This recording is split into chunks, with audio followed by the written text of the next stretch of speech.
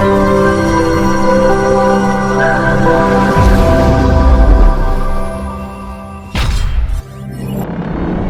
Coffee Shop Lampausa, Kota Binjai, tempatnya nyaman, kopinya khas, dan jangan lupa singgah terus di Coffee Shop.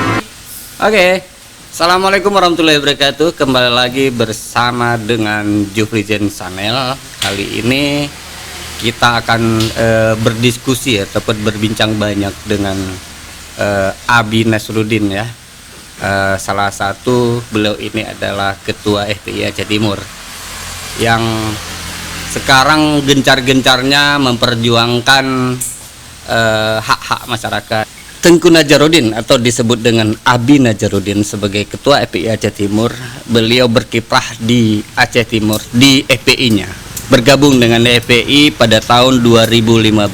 Maka beliau merasa tertarik karena sesuai dengan jiwanya dalam mencegah kemungkaran yang terjadi di Indonesia khususnya. Nah, malah beliau kemudian bergabung dan terpilih sebagai ketua untuk wilayah Aceh Timur, dan alhamdulillah sesuai dengan nuraninya untuk melakukan pencegahan kemungkaran yang terjadi di bumi Aceh Timur. Maka beliau sangat aktif sekarang melihat beberapa isu-isu dan melihat beberapa perkembangan yang terjadi di Aceh Timur. Kita akan sapa beliau.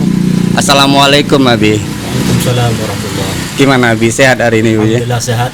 Dan kegiatan gimana Abi? Lancar seperti biasa, aman. Ya aman Bi ya. Ya. Nah, sebagaimana kita tahu bahwa gencaran-gencaran beliau ataupun aktivitas beliau itu khususnya terhadap kemungkaran yang terjadi di muka bumi. Kita langsung aja nih mempertanyakan beberapa ataupun kita diskusikan bersama dengan Abi beberapa hal menyangkut dengan isu-isu yang terjadi di Aceh Timur selama ini, Bi.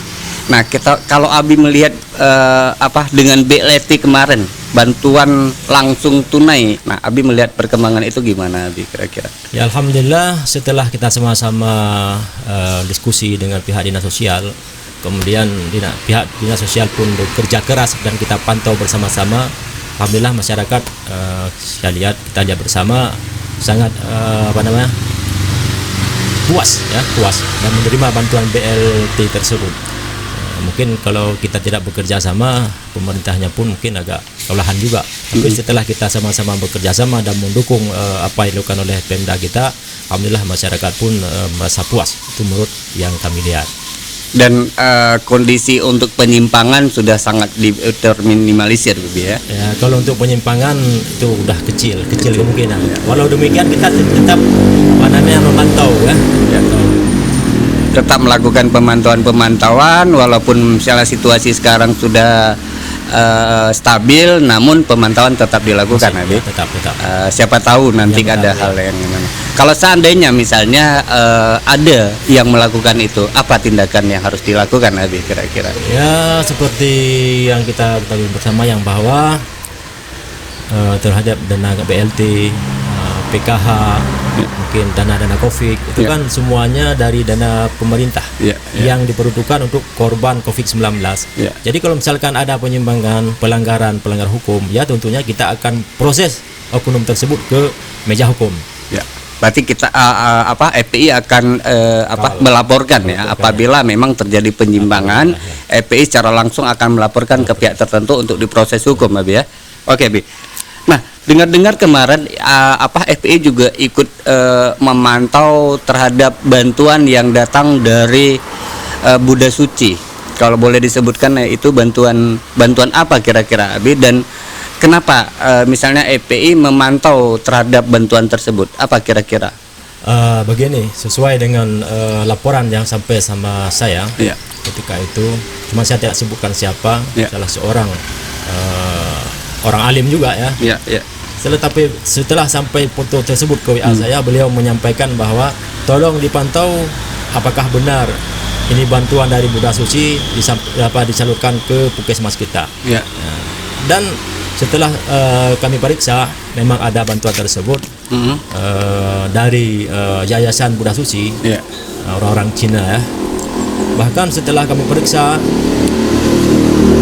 dari pihak puskesmas, itu yang sangat sangat kurang nyaman. Ya. Perawat-perawatnya katanya ketika datang orang Cina tersebut mengantarkan bantuan, perawatnya pada lari, takut. Takut kepada orang Cina tersebut. Karena begini, isu corona akan meledaknya di Wuhan, negara Cina. Tapi tiba-tiba orang Cina datang, muncul di depan perawat-perawat kita, makanya takut, trauma kan. Nah, itu yang pertama. Setelah kami periksa lebih detail, ternyata mereka datang ke Aceh Timur ini tanpa ada konfirmasi dengan Dinkes, dengan Pemda, dengan Kapolres, dengan pihak-pihak yang terkait di Aceh Timur ini. Maka kami bisa mengambil kesimpulannya bahwa mereka tersebut tidak menghargai Pemda kita, tidak menghargai Dinkes kita, Kapolres kita. Tapi andai kata mereka datang ke Kapolres ataupun Dinkes ataupun Pemda kita, diserahkan bantuan tersebut. Nah, ini Pemda tolong serahkan bantuan kami ini ke puskesmas yang ada di Aceh Timur ini. Mungkin tidak ada masalah. Masalah. Bukannya kita tidak mau menerima bantuan dari mereka. Mereka melakukan misi kemanusiaan. Kita hargai dan kita hormati. Kita sekarang nanti akan masuk ke masalah wisata-wisata yang ada di Aceh Timur. Nah, sebelum itu kita akan jeda sejenak. Di Coffee Shop Lampausa, Kota Binjai, tempatnya nyaman, kopinya khas, dan jangan lupa singgah terus di Coffee Shop. Oke, Bi. Apa kira-kira menurut pandangan Abi terhadap wisata yang ada di Aceh Timur? Di situ akan berkumpulnya muda-mudi.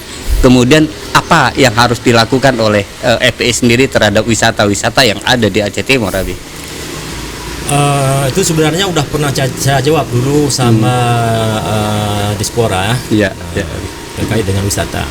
Pada intinya kami FPI itu tidak menaruh keberatan dengan wisata. Apakah itu wisata alam, wisata pantai, wisata kuliner, apapun wisata. Kenapa? Kalau misalkan itu wisata benar kita kelola, kan bisa menjadi aset masyarakat. Jadi ekonomi masyarakat akan berkembang. Ini yang harus kita pantau sekarang, yang harus kita waspadai sekarang. Ketika wisata itu dibuat, pelanggaran syarat itu yang harus kita, kalau dihilangkan nggak mungkin, tapi kita kurangi minimal. Paling apa? Kita kurangi. Kita minimalisir lah ya. Gitulah. Jadi menurut Abi, apabila memang ada peluang, pemuda-pemuda ini pasti akan akan ada celah ya untuk karena di daerah-daerah sepi, kemudian di ini. Maka kalau memang Abi setuju bahwa pantai itu ada ataupun wisata-wisata yang ada di Aceh Timur itu hidup ya, bagaimana caranya agar juga kemungkaran bisa terhindari? Kira-kira menurut pandangan Abi apa yang harus dilakukan oleh pengelola wisata dan Dispora sendiri? Sebenarnya itu mudah kalau mereka misalkan serius. Cuma ini yang udah saya lihat belakangan mereka tidak serius. Cuma bilang-bilang saja wisata pantai, wisata Islami, wisata Islami. Tapi andai kata mereka serius, kan di setiap lokasi wisata kan ada para pemuda-pemuda di sana. Kita kelola. Ada perempuan, gadis-gadis di sana. Itu pun kita bina bagaimana caranya. Kita buat tempat, jangan berkumpul laki-laki dengan perempuan, minimal 3 tempat. Satu tempat untuk cewek, satu tempat untuk cowok, satu tempat untuk yang berkeluarga. Itu kita pisahkan, kita periksa. Kamu datang ke sini itu siapa? Istri atau bukan? Oh bukan, cewek. Sana tempat kamu. Cowok, ini tempat kamu. Yang berkeluarga di tempat keluarga. Di situ yang mandi di laut khusus anak-anak. Dan yang laki-laki jangan mandi di situ. Mandi misalkan lagi mandi ke tempat komplek laki-laki. Yang perempuan mandi ke tempat komplek perempuan. Kenapa di sini tidak boleh mandi laki-laki? Di sini khusus mandi di laut anak-anak. Biar yang mantau orang tuanya. Kalau misalkan kita bekerja sama, insya Allah terlaksana. Kalau hal itu memang dilakukan oleh semua pihak, berarti nggak ada apa-apa kan? Nggak ada apa-apa. Semua bisa berjalan lancar dan semua wisata bisa hidup sesuai dengan syariah Islam ya. Perkembangan sekarang bahwa kita lihat Abi dalam melihat DPR sendiri bagaimana terhadap kepentingan masyarakat? Apakah DPR sekarang bekerja maksimal, kemudian pemerintah juga bekerja maksimal? Pandangan Abi terhadap situasi ini bagaimana, Abi? Menurut pemandangan kami FPI, kalau untuk DPRK belum maksimal. Belum maksimal. Belum maksimal di mana, Abi, kira-kira? Banyak, kalau kita bahas itu banyak. Cuma tidak perlu kita bahas terlalu panjang. Di antaranya kami cepat silaturahmi sama salah seorang dari DPRK. Kami sarankan, kami usulkan tentang saudara kita yang di Malaysia sana, warga Aceh Malaysia, yang sudah ditampar di sana tidak bisa pulang ke Aceh. Faktor ekonomi, faktor segala macam lah. Sampai sekarang ini belum ada kelanjutan, belum ada respon. Cuma bilang ya nanti kami proses segala macam. Ternyata tidak. Maka kami bisa memiliki kesimpulan DPRK kita belum maksimal bekerja, belum puas masyarakat. Itu yang harus diperbaiki. Menyangkut dengan tugas dan fungsi mereka sendiri bagaimana terhadap pemantauan terhadap anggaran, kontrol terhadap anggaran, legislasi dan segala macam. Menurut fungsi dan mereka, Abi melihat bagaimana terhadap DPR itu sendiri? Saya lihat agak ada kelemahan dari pihak DPRK kita. Tidak ada bertindak tegas.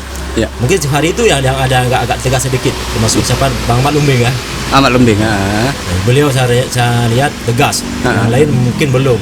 Entah belum, entah memang nggak tahu. Mungkin ada faktor lain. Ini yang udah saya lihat Abang Ahmad Lumbing, beliau begitu tegas ya.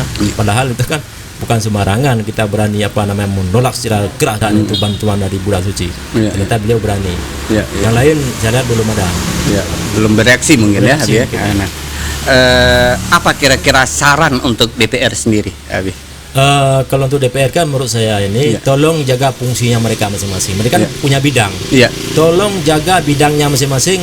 Jangan sampai jabatan yang sudah mereka terima, amanah yang sudah diberikan sama masyarakat, jangan sampai masyarakat ini kecewa. Kemudian dengan pemerintah sekarang, Abi, mungkin kepemimpinan 2 periode sudah dipimpin oleh Rocky. Pandangan Abi terhadap pemerintahan Rocky bagaimana, Abi? Ya, alhamdulillah lumayan lah kalau kita lihat dari segi pembangunan daya, pembangunan infrastruktur segala macam. Alhamdulillah, walaupun tidak selampau puas, ada lah, ada reaksi, ada bekerja, ada bekerja ya. Dan bisa dilihat dari beberapa pembangunan yang dilakukan, walaupun belum maksimal, namun sudah dilakukan ya. Ada yang sudah terlihat dari pembangunannya. Abi, kalau dari pandangan Abi, 2022 sudah mau dekat nih, ya kan? Kita akan masuk pada periode baru, kita akan pilih bupati baru. Pandangan Abi, kira-kira kriteria yang bagaimana yang diinginkan oleh masyarakat terhadap pimpinan kita yang baru nanti di 2022, Abi? Kalau bagi kami FPI, pemimpin kita ke depan, semoga ketika misalkan ada permasalahan di lapangan, jangan dengan emosi pandangin masalah. Ini terbukti kami di Aceh Timur ini, khususnya FPI, kami kan sudah 5 tahun. Kalau pertama berdirinya FPI, mungkin tidak ada dukungan dari pemerintah kita. Bahkan ketika kami pelantikan FPI itu sempat dilarang juga. Mungkin kesalahpahaman. Tapi alhamdulillah beberapa tahun ini mungkin udah ada perubahan. Istilahnya ketika ada rapat-rapat di tingkat Pemda, kami FPI udah mulai diundang. Masuk kemarin dari Pemda Aceh Timur mengundang kami FPI membahas tentang pencegahan wabah corona ya. New normal. Sosialisasi new normal ya. Nah, pandangan Abi terhadap kriteria kepemimpinan ke depan. Begini. Kalau untuk ke depan, yang pertama kalau menurut kami FPI, kalau ada orang yang sudah berpengalaman di parlemen. Satu hal. Kenapa? Karena kalau misalkan orang masih baru, belum pernah bekerja di parlemen, mungkin agak menyesuaikan dengan pemerintahan, agak lama ya. Pengalaman segala macam mungkin agak sulit. Jadi butuh belajar lagi, butuh cari pengalaman lagi. Jadi sama dengan pembangunan ataupun apapun yang dikerjakan terhambat. Tapi kalau misalkan orang yang sudah berpengalaman, misalkan mereka pernah duduk di kota dewan ataupun pernah jadi pejabat segala macam, mungkin mereka sudah tahu bagaimana sistem kepemerintahan. Yang pertama. Yang kedua, orang tersebut dengan ulama harus dekat, harus meminta pendapat ulama, jangan nasional, jangan sok pinter, jangan kan. Pokoknya begitulah kalau menurut kami FPI.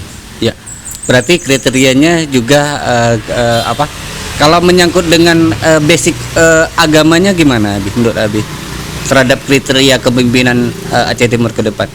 Ya, kalau memang misalkan dari alumni dayah yang profesional pernah belajar kitab kuning sampai kitab mahli sebagainya, mungkin agak sulit. Nah, untuk paling kurang mereka yang akan jadi pemimpin ke depan ada mengikuti pengajian minimal seminggu sekali. Kemudian dengan ulama kita baik, dekat. Kemudian bahasanya sopan santun ya. Ketika ada masyarakat yang jumpa sama mereka dilayani walaupun tidak sepenuhnya. Jangan sampai istilah bahasa Aceh bet tinggi yang rogenan Artinya tidak terlibat dengan kasus-kasus narkoba dan segala macam ya. Itu pun sangat penting juga. Sangat penting ya. Berarti kalau memang orang-orang yang udah pernah terlibat di narkoba, lebih baik jangan mendaftar sebagai calon bupati ke depan. Nah, kemudian pandangan Nabi, kalau boleh kita tahu bahwa kalau menurut Abi siapa kira-kira, kalau dalam gambaran Abi orangnya siapa kira-kira yang dalam benak Abi sendiri, boleh disebutkan nama beberapa tapi jangan satu-satunya gitu. Kira-kira gini, kalau kami FPI kan lebih fokus kepada siapa ulama kita yang memberi dukungan. Gitu. Kami fokus pada ulama. Siapa tokoh agama ulama kita yang karismatik di Aceh Timur ini, beliau mendukung si A, kami mendukung si A. Beliau mendukung si B, kami mendukung si B. Kenapa? Kalau misalkan misalkan pilihan ulama itu tidak tepat. Itu ulama dulu yang tidak tepat, bukan kami. Kami lebih gitu. Ya, berarti akan melihat bagaimana dukungan dari ulama, dari situ baru nanti FPI akan mengikuti dengan keputusan ulama. Abi ya. Oke. Abi, nah sekarang ini ada isu-isu sakral dan sangat marak dibincangkan walaupun pemerintah sendiri sudah menyatakan untuk ditunda pembahasan rancangan undang-undang terhadap haluan ideologi Pancasila. Abi. Saat ini posisinya sudah ditegaskan oleh pemerintah bahwa sudah ditunda terhadap haluan ideologi Pancasila, undang-undang haluan ideologi Pancasila rancangannya. Nah, menurut pandangan Abi, walaupun sudah ditunda dalam artian bukan dibatalkan, Abi kan, ke depan mungkin akan dibahas kembali. Pandangan yang paling sangat sakral menurut Abi, kenapa hal itu sangat dibincangkan sekarang di isu-isu nasional, Abi? Itu begini, agak keras. Abi. Kalau misalkan itu kita tidak tolak, itu sangat berbahaya bagi keberlangsungan Pancasila kita ke depan. Kan mereka mau merubah dari Pancasila menjadi Ekasila, jadi Trisila. Ada apa ini? Apa tujuannya? Sedangkan Pancasila ini sudah sempurna, sudah sempurna dari dulu sampai sekarang. Jadi kenapa sekarang harus ada HIP, haluan ideologi Pancasila, bahkan kemarin sampai bilang lagi PIP, pembinaan ideologi Pancasila. Itu sangat berbahaya. Maka kita umat Islam Indonesia, kita umat Islam Aceh, dari FPI, dari manapun, kita akan tolak. Kenapa? Kita sudah tahu siapa di belakang mereka. Di belakang mereka jelas itu komunis. Dan isu kebangkitan PKI sekarang itu bukan hoak. Kalau ada yang bilang hoak, kita yakin dialah PKI. Oh gitu. Nah, apa yang saran Abi terhadap masyarakat ataupun ulama-ulama Aceh Timur atau masyarakat Aceh Timur terhadap HIP itu sendiri, Abi? Ya, kalau menurut kami FPI, kita semua harus bersatu. Harus bersatu. Tua muda, mau ormas, mau bukan, mau santri, mau masyarakat, semua harus bersatu.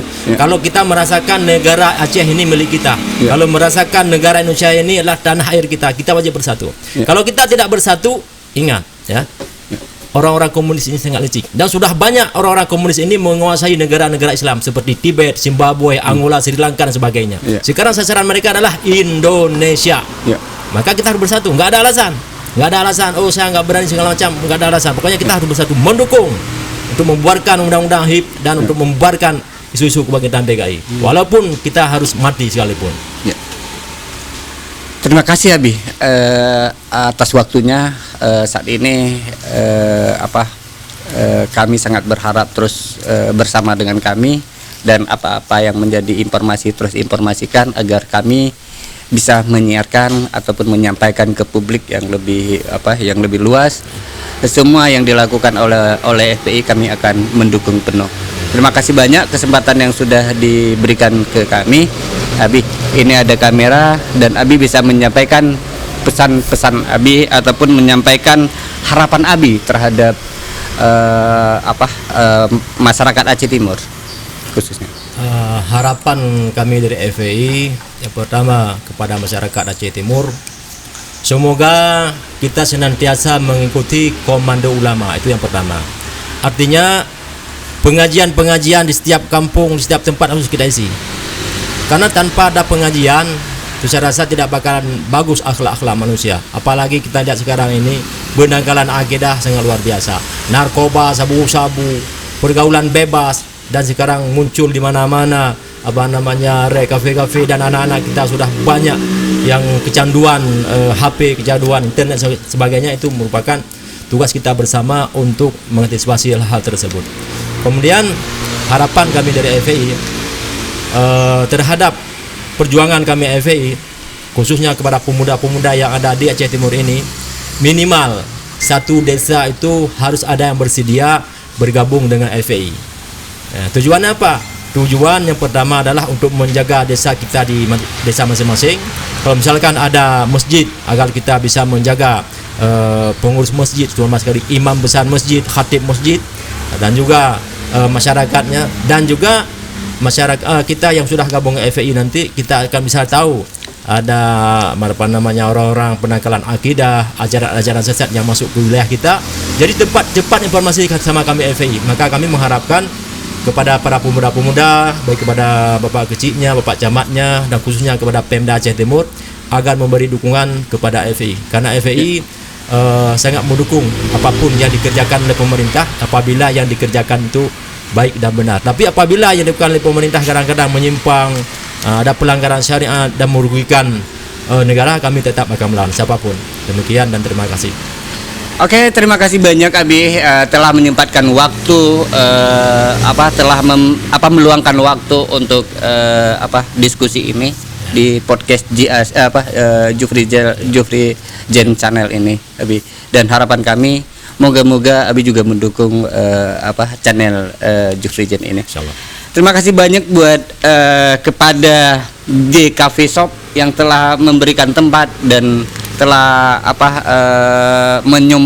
mensponsori ya. Sponsori. Ya, saya ulang di situ. Terima kasih banyak Abi yang telah meluangkan waktu untuk kita diskusi hari ini. Mudah-mudahan diskusi kita ini akan bermanfaat untuk banyak orang. J Coffee Shop Langpausa, Kota Binjai, tempatnya nyaman, kopinya khas, dan jangan lupa singgah terus di J Coffee Shop. Saya akhiri dengan wabillahi taufiq wal hidayah. Wassalamualaikum warahmatullahi wabarakatuh. Waalaikumsalam.